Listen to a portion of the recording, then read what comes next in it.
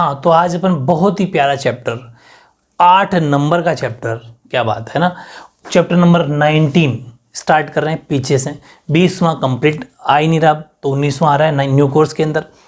तो ये जो चैप्टर का नाम है जैव विविधताएं, इसका संरक्षण, biodiversity and it's conservation, 8 number का क्वेश्चन है ये, 8 मार्क्स।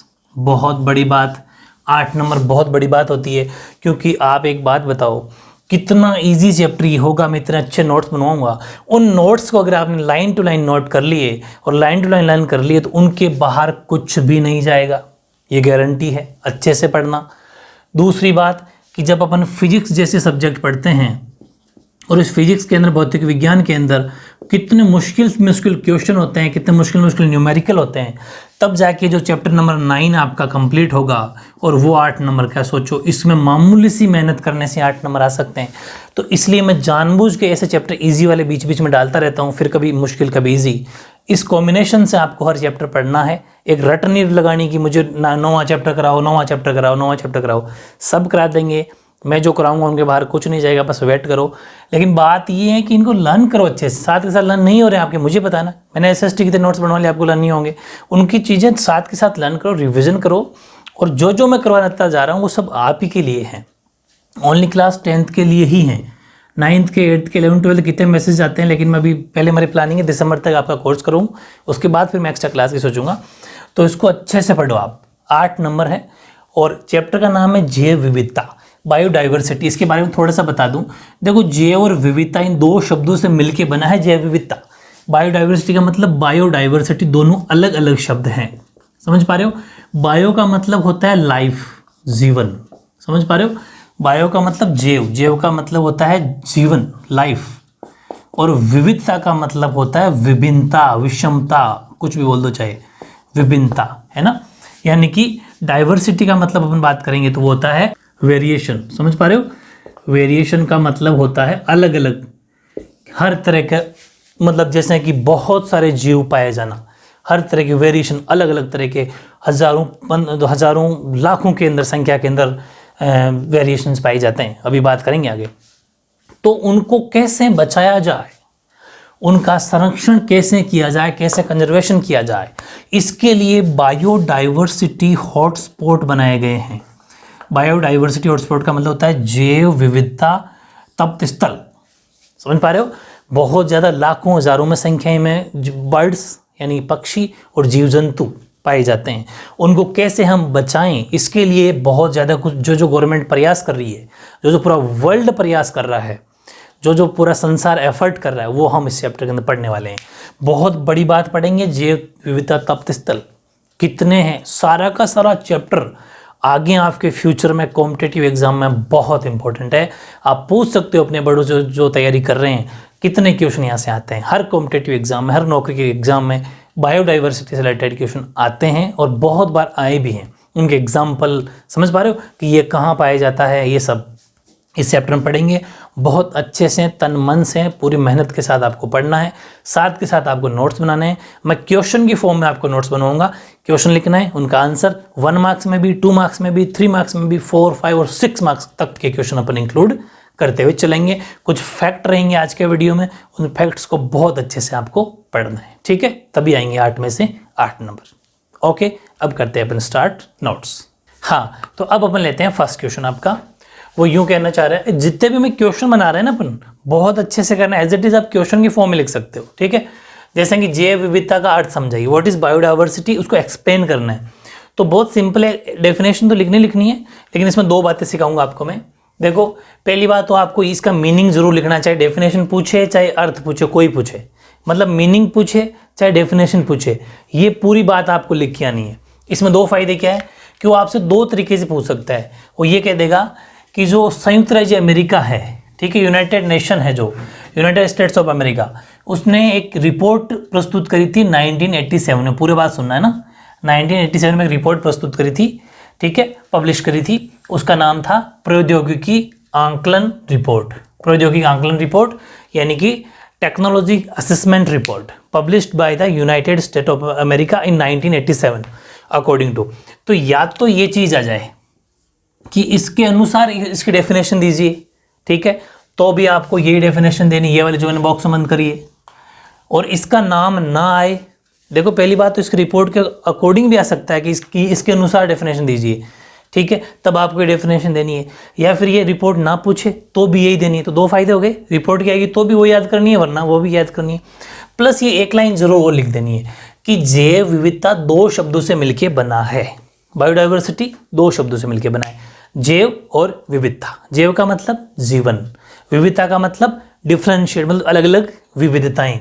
बताता हूँ, जैसे कि विविधता ही विभिन्नता, मतलब जैव का मतलब लाइफ हो गया, बायो का मतलब विच मीन्स लाइफ, और डाइवर्सिटी विच मीन्स वेरिएशन, अलग अलग तरह के जीव, अलग अलग तरह के जीव, जैसे कि गाय है, भैंस है, शेर हैं, समझ पा रहे हो। ऐसे ही खरगोश है, हिरन है, मतलब सब अलग अलग तरह के जीव होते हैं। कोई बर्ड है, कोई अलग अलग तरह के पक्षी, पता नहीं कितने बर्ड्स होते हैं आपको पता है। ये मैंने ऐसे एग्जांपल आपको दे दी, मतलब अलग अलग तरह की विभिन्नताएं बस। तो ये दोनों मीनिंग समझ में आ गया। जैव यानी कि लाइफ, जैव मतलब जीवन यानी कि बायो मतलब जीवन, और विविधता मतलब विभिन्नता, डिफरेंशिएट, ठीक है। फिर डेफिनेशन देखो इस रिपोर्ट के अनुसार या फिर नॉर्मल वैसे भी, कि जीव जंतुओं में पाई जाने वाली विभिन्नता, विषमता तथा पारिस्थितिकी जटिलता ही जैव विविधता कहलाती है। The diversity, asymmetry and ecological complexity found among the organization is called biodiversity। अब एक शब्द समझो, विभिन्नता का मतलब होता है अलग अलग तरह के जीव, अलग अलग तरह के जीव, जैसे डीर हिरन है, और फिर मैं कह दूं एक शेर लॉइन है, अलग अलग मतलब बहुत सारे अलग तरह को समझ जाना आप। विषमताएं मतलब कि एक जीव दूसरे से कैसे अलग है, कैसे भिन्न है, वो विषमताएं एजिमेट्री कहलाती है। जैसे आप कोई भी दो एनिमल में या कोई दो बर्ड में क्या क्या डिफरेंट देखते हो, क्या विषमताएं देखते हो कि वो ऐसा है, ये ऐसा है, उसमें ये, इसमें ये, समझ पा रहे हो। और दूसरा है इकोलॉजिकल कॉम्प्लेक्सिटी, पारिस्थितिकी जटिलता, बिल्कुल ये बड़ी चीज़ यही है। तभी कहते हैं पेड़ पौधों को नहीं काटना चाहिए। मतलब ये है कि जैसे कोई जानवर पेड़ पौधों में रहते हैं, समझ पा रहे हो, उनका घर पेड़ पौधों में होता है। कोई जानवर ठंड में रहते हैं, समझ पा रहे हो। कोई एनिमल या पक्षी ऐसे होते हैं जो इनमें रहते हैं, पेड़ पौधों में, ठीक है, और उनको वही पेड़ पौधे अच्छे लगते हैं जिनमें उनका घर है, वो आप समझते होंगे। अगर उन पेड़ पौधों को काट दिया जाएगा तो फिर वो वहाँ कहाँ रहेंगे। फिर कुछ ऐसे होते हैं जो आपको बताया ठंडे इलाकों में रहते हैं, ठीक है, तो फिर वहाँ से अगर उनको हटा दिया जाएगा या फिर वहाँ पर बहुत सारे कुछ कर लिया जाएगा तो फिर वो कैसे रहेंगे। तो अलग अलग तरह की रहने की जो चीज़ होती है ना, कि कौन कहाँ रहता है, वो पारिस्थितिक जटिलता कहलाती है। ये सब मिला के ही जैव विविधता कहलाती है। समझ में आ गई डेफिनेशन, वेरी इंपॉर्टेंट डेफिनेशन थी। 1 मार्क्स में आए तो भी आपको इतना लिखना है, 2 मार्क्स में आए तो भी इतना ही लिखना है, छोड़ना मत इसमें, क्योंकि इसमें मार्क्स कट जाते हैं फिर, ठीक है। ओके, फिर है जैव विविधता के स्तरों का वर्णन करो। या फिर मैंने 3 स्तर लिख दिए, वैसे सीधा क्वेश्चन एग्जाम में आ सकता है। जैव विविधता के स्तरों का वर्णन करो। स्तर कितने लेवल है। Right 3 levels of biodiversity. ये 3 ना भी लिखा हुआ है, इतना सा आ सकता है, राइट लेवल्स ऑफ बायोडाइवर्सिटी, ठीक है, right the levels of bio. तो बायोडाइवर्सिटी के 3 लेवल है, ठीक है, 3 स्तर है। कौन कौन से, कि जैव विविधता 3 स्तरों में पाई जाती है। पहला प्रजाति विविधता यानी स्पेसीज डाइवर्सिटी, नाम से ही पता चल रहा होगा कितना ज़बरदस्त चैप्टर, 8 नंबर, बहुत ईजी है। कि किसी क्षेत्र विशेष में पाए जाने वाले जीव, जैसे कुछ जीव ऐसे होते हैं जो फिक्स जगह वहीं पाए जाते हैं। ऐसा मान लो the total numbers of different species of organism, उनमें प्लांट्स भी हो सकते हैं और एनिमल्स भी हो सकते हैं, यानी कि पौधे और जंतु दोनों हो सकते हैं। अब आपको पता है कि अपने घर के आसपास लोइन वगैरह पाए जाते हैं कि नहीं, क्योंकि उनको क्या चाहिए भाई, शेर हैं, ये बाघ, जितने भी अलग अलग तरह के जीव कुछ होते हैं, जैसे गागरोनी तोता है, उनकी एक जगह फिक्स है, वो उन्हीं इलाकों में पाए जाते हैं। कुछ ऐसे बर्ड्स वगैरह होते हैं जो सिर्फ ठंडे इलाकों में रहते हैं, वो हमारे यहाँ गर्म इलाकों में उनको सहन ही नहीं होता, वो यहाँ रह ही नहीं पाते। तो जो फिक्स जगह, जीव जंतु की एक फिक्स जगह होती है, विशेष क्षेत्र होता है, उन विभिन्न प्रजातियों की कुल संख्या, टोटल कितने नंबर हैं, वो प्रजाति विविधता कहलाती है। अब एक शब्द आया प्रजाति, एक साथ तो डेफिनेशन ये हो गई, लेकिन ये वर्ड जो है ना प्रजाति यानी कि स्पेसीज, इस स्पेसीज की डेफिनेशन में अलग से लिखूंगा अभी लास्ट में।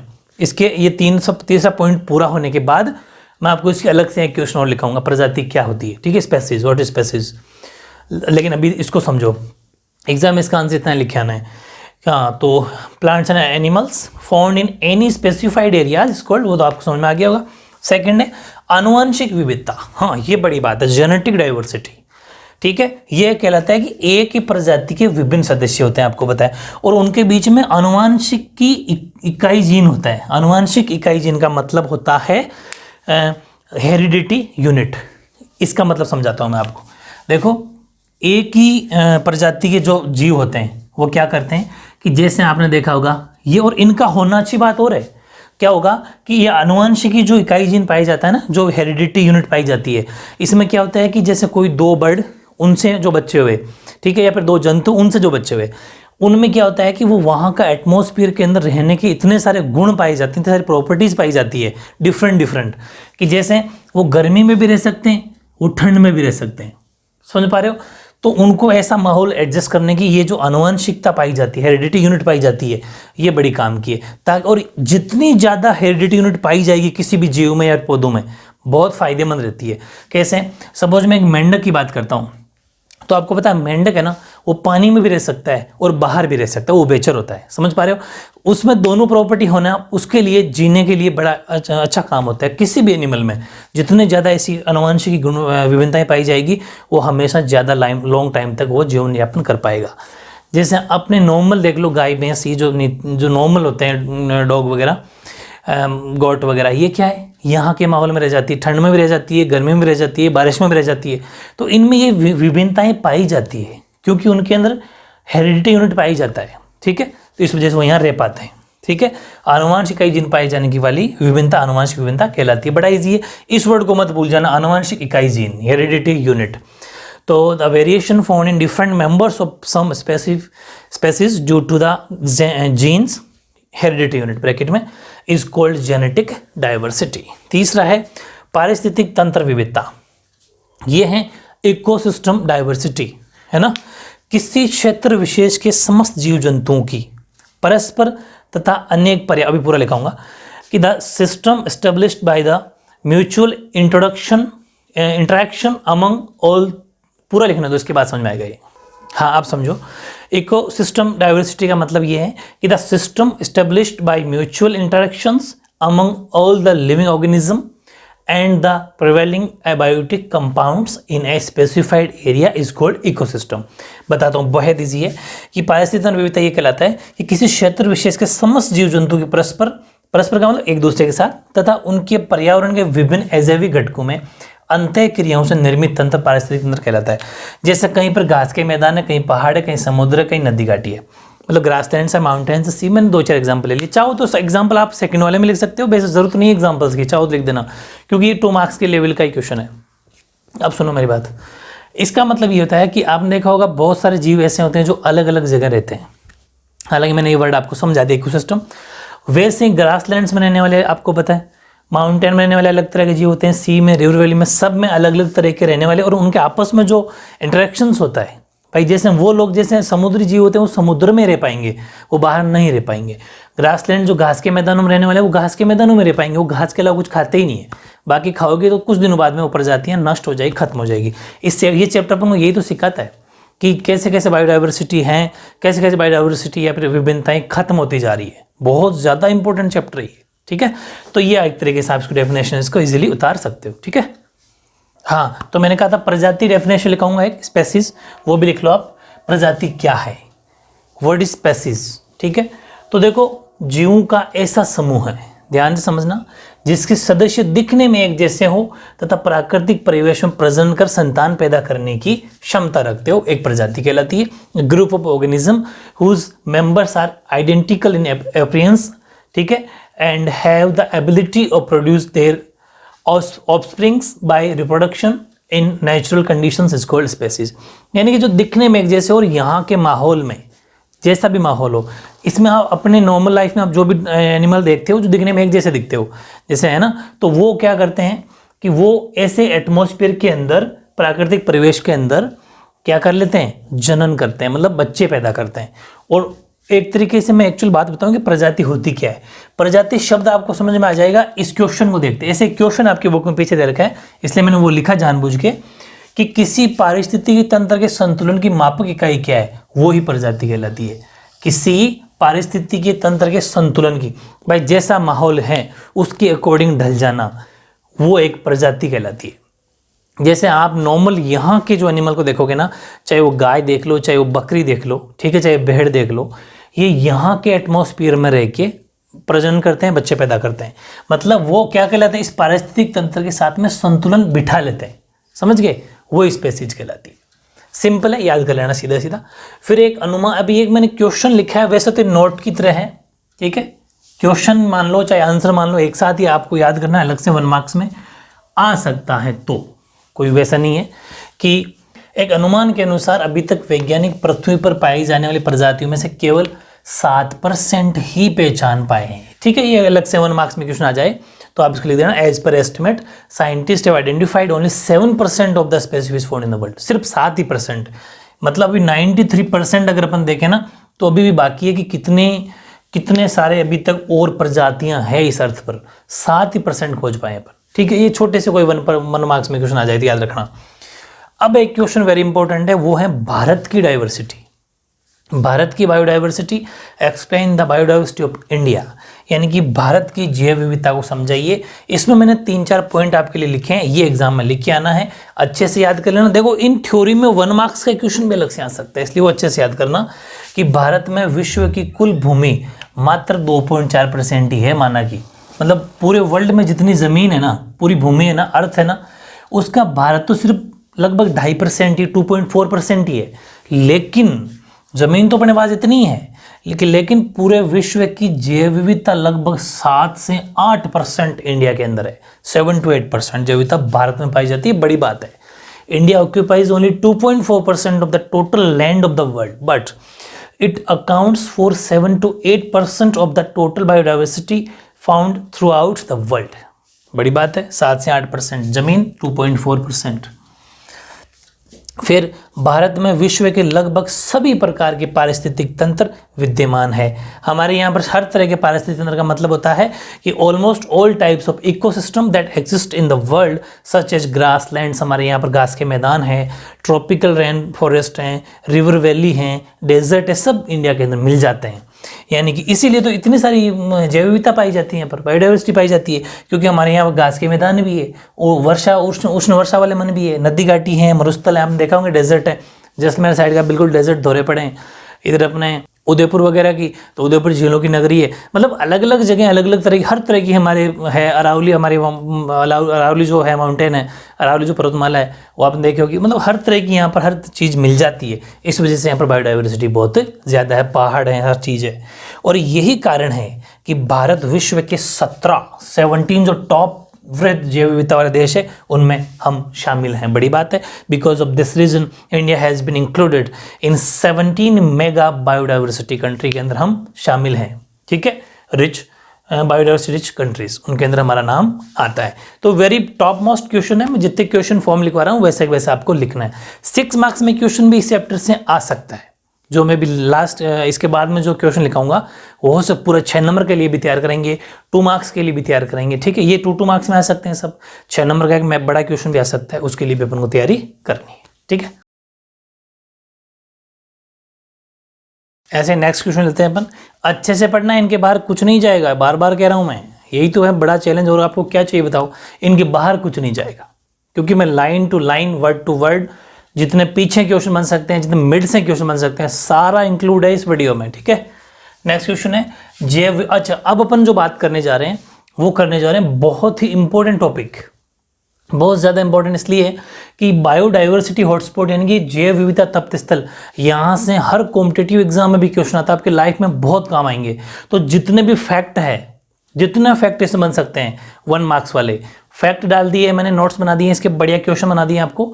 और इसके अलावा यहाँ से एक बड़ा क्वेश्चन आने के भी चांस है 6 मार्क्स में, वो भी अपन करने वाले हैं इसके बाद, ठीक है। तो इस फैक्ट, जितने भी फैक्ट मैंने लिखवाए, इनको बहुत अच्छे से लर्न करना है। 1 मार्क्स में सारे इंपॉर्टेंट है, फ्यूचर में भी इंपॉर्टेंट है। देखो क्या है, पहली बात तो ये है कि जैव विविधता तप्त स्थल कहते किसे, तो मैं आपको नॉलेज करवा दूं कि जो बायोडाइवर्सिटी हॉटस्पॉट है वो उन्हें कहते हैं कि जहां पर बहुत ज़्यादा मात्रा में प्रजातियां पाई जाती है हर तरह की।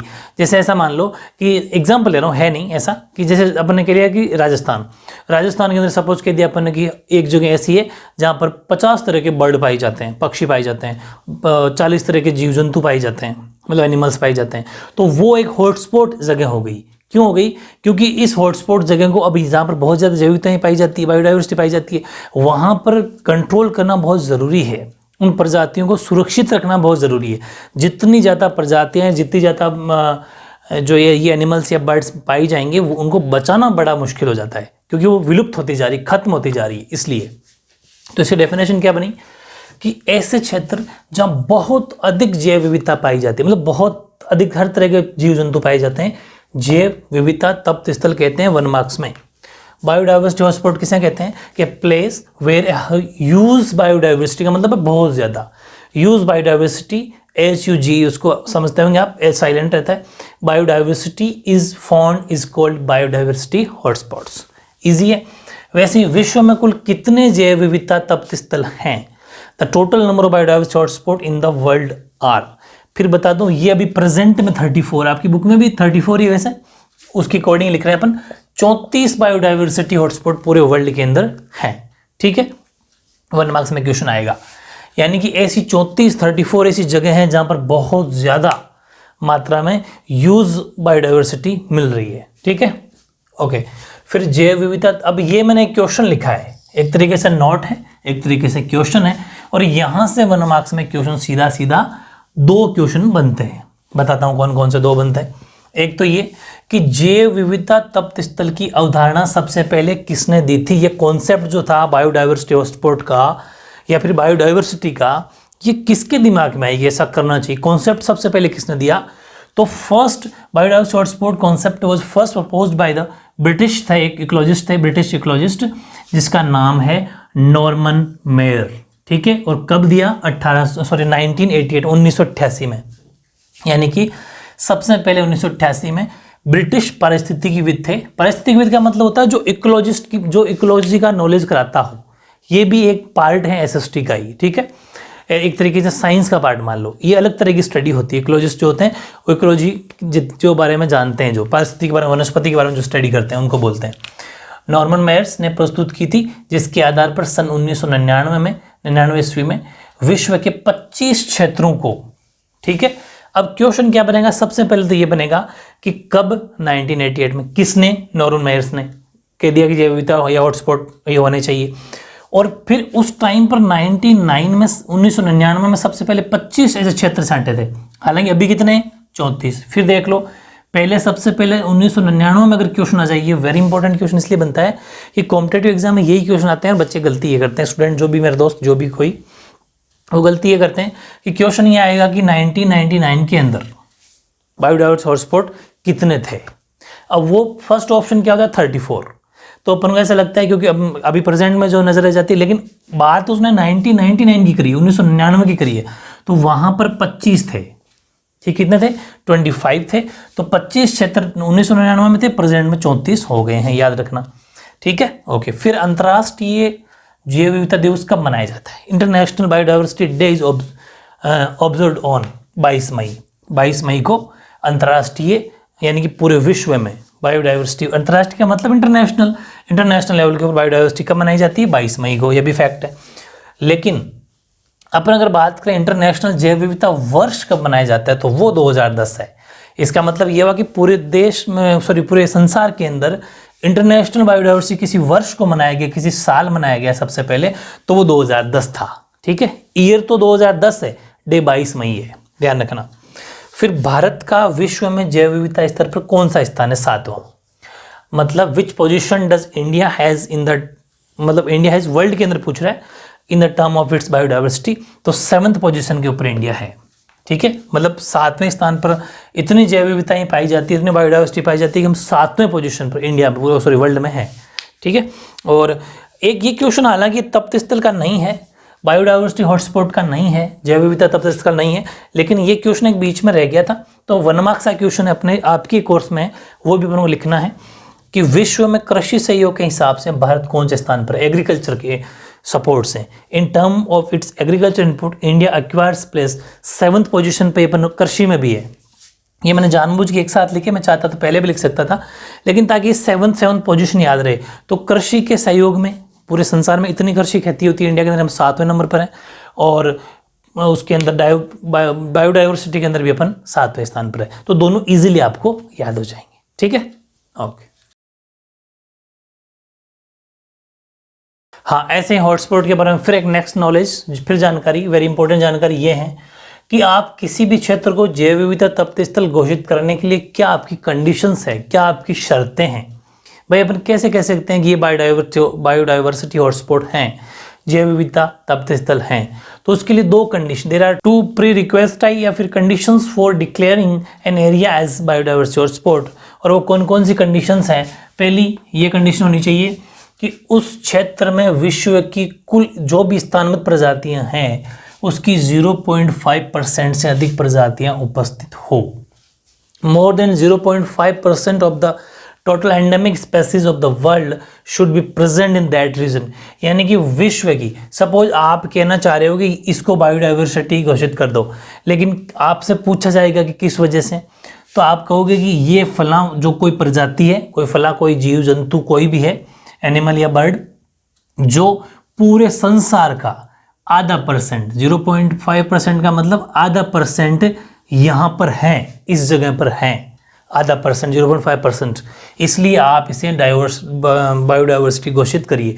देखो, बायोडाइवर्सिटी हॉटस्पॉट का मतलब ये होता है कि अब उनको सुरक्षित रखा जाना है। हॉटस्पॉट बन चुका है, इसका मतलब उसकी पूरी निगरानी रखी जाएगी, ये क्यों खत्म हो रहे हैं, ये सब कारण इसलिए।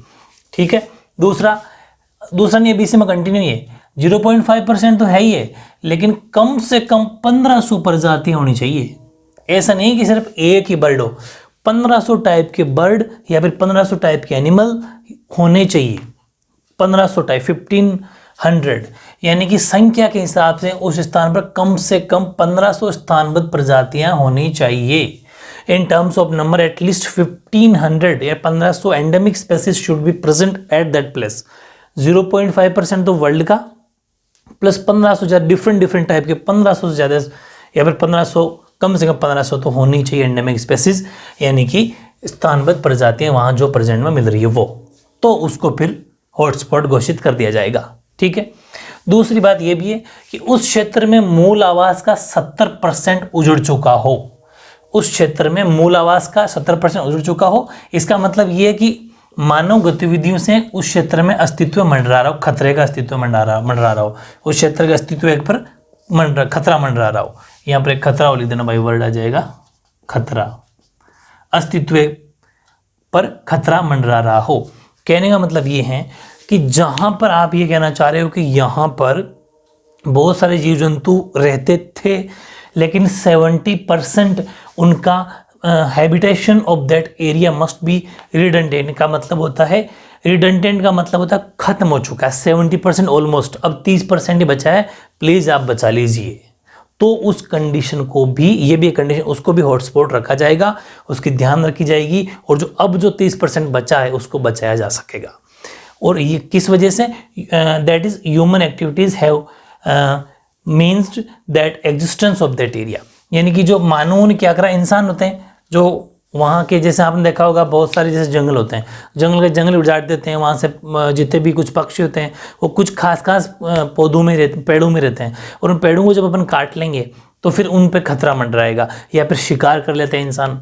तो ये इस वजह से मानव की जो ह्यूमन एक्टिविटीज़ है, मानव गतिविधि की वजह से उस पर खतरा मंडरा रहा हो, तो भी वो हॉटस्पॉट रखा जाएगा। वेरी वेरी इंपॉर्टेंट क्वेश्चन है, 100% एग्जाम में आने के चांस है कि हॉटस्पॉट रखा जाने के लिए क्या कंडीशन होनी चाहिए।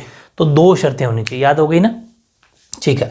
नेक्स्ट है विश्व में, अब अच्छा ये मैंने हालांकि एक्स्ट्रा लिख दिया, वर्ल्ड से क्वेश्चन वैसे बहुत कम आते हैं आपके लेवल में, लेकिन बुक में है, इसलिए मैंने कोई 4-5 आपको नाम याद कर लेने, हो सकता है पूछ ले, क्योंकि इस बार 8 नंबर का चैप्टर हो गया, इसलिए कि some of the major biodiversity hotspots in world में कौन कौन से खास बायोडाइवर्सिटी हॉटस्पॉट हैं, विश्व में कुछ प्रमुख बायोडाइवर्सिटी हॉटस्पॉट। मैंने हिंदी वालों के लिए भी इंग्लिश ली, क्योंकि ऐसा क्वेश्चन भी लिखा हुआ आता है, तो हिंदी वाले भी बायोडाइवर्सिटी हॉटस्पॉट याद करना, और हिंदी में बोलते हैं इसको जैव विविधता तप्त स्थल। ठीक है। तो पहला है अटलांटिक वन, दूसरा है पूर्वी मलेशियाई द्वीप समूह, पूर्वी हिमालय, पश्चिमी घाट और श्रीलंका। बस ये 5 नाम याद कर लेना, थोड़ी प्रैक्टिस करना, इजीली याद हो जाएगा। फिर हालांकि होने को तो आपको पता है 34 है, लेकिन कोई 4-5 अपन लिख देंगे तो अपने मार्क्स से पूरे आ जाएंगे। वैसे भी 3-4 लिख दोगे तो भी ठीक है। और एक मैंने वेरी इंपॉर्टेंट क्वेश्चन बीच में डाल दिया ये कि भारत का राष्ट्रीय जलीय जीव कौन सा है, वेरी इंपॉर्टेंट। जैसे हमारे टाइगर है ना, बाघ, चीता बाघ जो होते हैं उनकी अकॉर्डिंग, उनकी तरह ही इसको माना जाता है। ये हमारा जलीय जीव है, national aquatic animal of India. कौन है? वो है गांगेय डॉल्फिन। गांगेय डॉल्फिन हमारा राष्ट्रीय जलीय जीव है, गैंगेटिक डॉल्फिन। वेरी इंपॉर्टेंट है, 2009 के अंदर इसको घोषित किया गया था। ये मैंने नीचे हालांकि नोट लिख दिया है, ये भी आपके काम आ सकता है कि जो गैंगस्टिक डॉल्फिन है, गैंगेटिक डॉल्फिन या फिर गांगेय डॉल्फिन, इसको कब भारत का नेशनल एक्वेटिक एनिमल बनाया गया? तो 2009 में, 2009 में, in the year of 2009 the Gangetic dolphin was declared as India's national aquatic animal. यानी कि वर्ष 2009 में गांगेय डॉल्फिन को भारत का राष्ट्रीय जीव घोषित कर दिया। बहुत टॉप मोस्ट क्वेश्चन है ये, मैंने जितने भी फैक्ट लिखवाए हैं इनको अच्छे से पढ़ो। आज फैक्ट थोड़े ज़्यादा हैं बिकॉज सारे फैक्ट बिना काम चलेगा नहीं। अब जो नेक्स्ट वीडियो आएगा सेकंड पार्ट, उसके अंदर लॉन्ग क्वेश्चन आएंगे 6 मार्क्स के, सीधे सीधे बड़ा क्वेश्चन अगर आता है तो वहां से आ जाएगा। और 2 मार्क्स का भी, उस 6 को मैं कैसे बनाऊंगा, 6 के लिए भी बनाऊंगा, उसी को 3 के लायक, 2 के लायक, 4 के लायक भी आपको बनाऊंगा, सिखाऊंगा कैसे आपको आंसर लिख के आना है। मैं उम्मीद करता हूं कि आप मेरे सारे वीडियो को साथ के साथ लर्न कर रहे होंगे। मैं सिर्फ 10th क्लास के ही वीडियो बना रहा हूँ फिलहाल, तो आप इन सबको लर्न किया करो साथ के साथ, और बिल्कुल न्यू कोर्स के अकॉर्डिंग है, ठीक है। 8 नंबर किसे कहते हैं? बहुत बड़ा मार्जिन होता है 8 नंबर का। अच्छे से पढ़ना। फिजिक्स से कितने मुश्किल चैप्टर अपन करते हैं, तब जाके 8 नंबर आते हैं। एक इजी सा चैप्टर है जो नॉलेज भी करवाता है, फ्यूचर में भी काम आएगा। 8 नंबर तैयार करने के लिए बहुत ज़रूरी है आप इनके फैक्ट को याद करना, क्योंकि फैक्ट जब कोई चैप्टर ज़्यादा नंबर का होता है ना, उसमें डीपली क्वेश्चन आने के चांस रहते हैं। और मैं लाइन टू लाइन को छोड़ूंगा नहीं, इनके बारे कुछ जाएगा नहीं, इसके अलावा आपको कुछ पढ़ना नहीं, ठीक है। ओके।